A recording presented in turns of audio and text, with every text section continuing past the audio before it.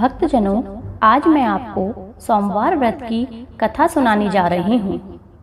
एक बहुत ही धनवान साहूकार था, जिसके घर में धन आदि किसी प्रकार की कमी नहीं थी, परंतु उसको एक दुख था कि उसके कोई पुत्र नहीं था।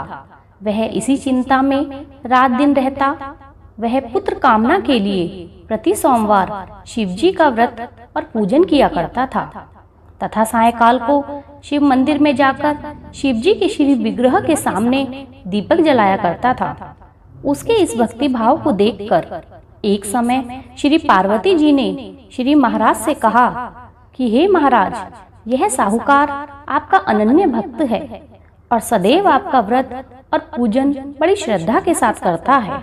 इसकी मनोकामना पूर्ण करनी चाहिए। शिवजी ने कहा, हे पार्वती, यह संसार कर्म क्षेत्र है। जैसे किसान खेत में जैसा बीज बोता है वैसा ही फल काटता है, उसी तरह इस संसार में प्राणी जैसा कर्म करते हैं वैसा ही फल भोगते हैं। पार्वती जी ने अत्यंत आग्रह से कहा, महाराज, जब यह आपका अनन्य भक्त है तो इसको अगर किसी भी प्रकार का दुख है तो वो आपको अवश्य दूर करना चाहिए, क्योंकि आप सदैव अपने भक्तों पर दयालु होते हैं और उनके दुखों को दूर करते हैं। यदि आप ऐसा नहीं करेंगे तो मनुष्य आपकी सेवा और व्रत क्यों करेंगे? पार्वती जी का ऐसा आग्रह देख शिवजी महाराज कहने लगे, हे पार्वती, इसके कोई पुत्र नहीं है। इसी चिंता में यह अति दुखी रहता है। इसके भाग्य में पुत्र न होने पर भी मैं इसको पुत्र प्राप्ति का वर देता हूँ, परंतु यह पुत्र केवल 12 वर्ष तक ही जीवित रह पाएगा। इसके पश्चात वह मृत्यु को प्राप्त हो जाएगा। इससे अधिक मैं इसके लिए कुछ और नहीं कर सकता। यह सब बातें साहूकार सुन रहा था। इससे उसको न तो कुछ प्रसन्नता हुई और न ही कुछ दुख हुआ। वह पहले जैसे ही शिवजी महाराज का व्रत और पूजन करता रहा। कुछ काल व्यतीत होने पर साहूकार की स्त्री गर्भवती हुई और 10वें महीने में उसके गर्भ से अति सुंदर पुत्र की प्राप्ति हुई। साहूकार के घर में बहुत खुशी मनाई गई, परंतु साहूकार ने उसकी केवल 12 वर्ष की आयु जान ना तो कोई अधिक प्रसन्नता प्रकट की और ना ही किसी को भेद ही बताया। जब वह बालक 11 वर्ष का हो गया तो उस बालक की माता ने उसके पिता से उसके विवाह की बात की, तो वह साहूकार कहने लगा कि अभी मैं इसका विवाह नहीं करूंगा, अपने पुत्र को काशी पढ़ने के लिए भेजूंगा। फिर साहूकार ने अपने साले अर्थात बालक के मामा को बुलाकर कहा कि आप इसे काशी लेकर जाइए, जहाँ ये अपनी आगे की शिक्षा ग्रहण करेगा, और रास्ते में जिस स्थान पर भी जाओ यज्ञ करते और ब्राह्मणों को भोजन कराते हुए जाओ। वह दोनों मामा भांजे यज्ञ करते और भोजन कराते हुए जाने लगे। रास्ते में उसको एक शहर पड़ा। उस शहर में राजा की कन्या का विवाह हो रहा था। दूसरे राजा का लड़का जो विवाह कराने के लिए बारात लेके आया था, वह एक आंख से काना था। उसके पिता को इस बात की बड़ी चिंता थी कि कहीं वर को देखकर कन्या के माता पिता किसी प्रकार की अड़चन पैदा ना कर दें। इस कारण जब उसने अति सुंदर सेठ के लड़के को देखा तो उसके मन में विचार आया कि क्यों न दरवाजे के समय इस लड़के से वर का काम चला लिया जाए। ऐसा विचार कर वर के पिता ने उस लड़के और मामा से बात की तो वो राजी हो गए। फिर उस लड़के को वर के कपड़े पहना, घोड़ी पर चढ़ा, दरवाजे पर ले गए और सब कार्य प्रसन्नता से पूर्ण हो गया। फिर वर के पिता ने सोचा कि यदि विवाह कार्य भी इसी लड़के से करा दिया जाए तो क्या बुराई है। ऐसा विचार कर लड़के और मामा से बात की, यदि आप फेरों का और कन्यादान का काम भी करा दें तो आपकी अति कृपा होगी। मैं इसके बदले आपको बहुत सा धन दूंगा।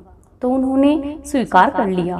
विवाह कार्य भी बहुत अच्छी तरह से संपन्न हो गया, परंतु जिस समय लड़का जाने लगा उसने राजकुमारी की चुनरी के पल्ले पर लिख दिया कि तेरा विवाह तो मेरे साथ हुआ है, परंतु जिस राजकुमार के साथ तुमको भेजेंगे वह एक आंख से काना है।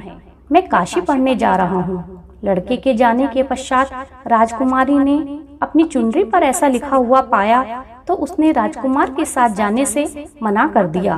कहा कि यह मेरा पति नहीं है, मेरा विवाह तो इसके साथ नहीं हुआ, वह तो काशी जी पढ़ने गया है। राजकुमारी के माता पिता ने अपनी कन्या को विदा नहीं किया और बारात वापस चली गई। उधर सेठ का लड़का और उसका मामा काशी जी पहुंच गए। वहां जाकर उन्होंने यज्ञ करना और लड़के ने पढ़ना शुरू कर दिया।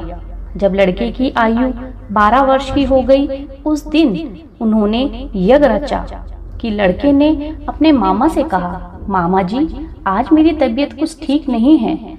मामा ने कहा, अंदर जाकर सो जाओ। लड़का अंदर गया और सो गया और थोड़ी ही देर में उसके प्राण निकल गए। जब मामा ने देखा तो वह बड़ा दुखी हुआ। उसने सोचा कि यदि मैं अभी रोना पीटना शुरू कर दूंगा तो यज्ञ का कार्य अधूरा रह जाएगा। अतः उसने जल्दी से यज्ञ का कार्य संपूर्ण किया और ब्राह्मणों को विदा किया। उसके पश्चात वह रोने लगा।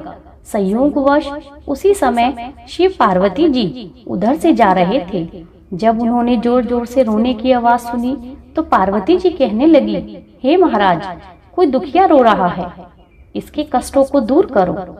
जब शिव पार्वती ने पास जाकर देखा तो वह एक लड़का मुर्दा पड़ा हुआ है।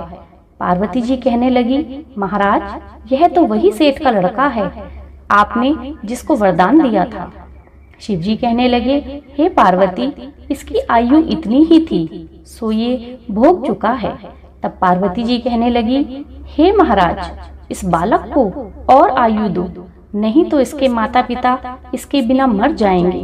पार्वती जी के बार बार आग्रह करने पर शिव जी ने उसको जीवन दान दिया और शिव जी महाराज की कृपा से लड़का जीवित हो उठा।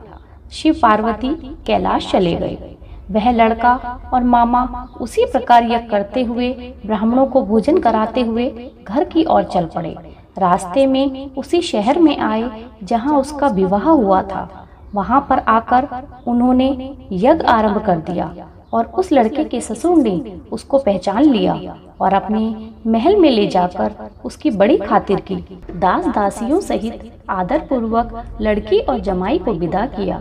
जब वे अपने शहर के निकट आए तो मामा ने कहा, मैं पहले घर जाकर खबर दे आता हूँ। जब उस लड़के का मामा घर पहुंचा तो लड़के के माता पिता घर की छत पर बैठे थे और यह प्रण कर रखा था कि यदि हमारा पुत्र सकुशल लौट आया तो हम राजी खुशी नीचे आ जाएंगे, नहीं तो छत से गिरकर ही प्राण दे देंगे। इतने में उस लड़के के मामा ने आकर यह समाचार दिया कि आपका पुत्र आ गया है, पर उनको विश्वास नहीं हुआ। उसके मामा ने शपथ पूर्वक कहा कि आपका पुत्र अपनी स्त्री के साथ बहुत सारा धन लेकर आया है। तो सेठ ने आनंद के साथ उसका स्वागत किया और बड़ी प्रसन्नता के साथ रहने लगे।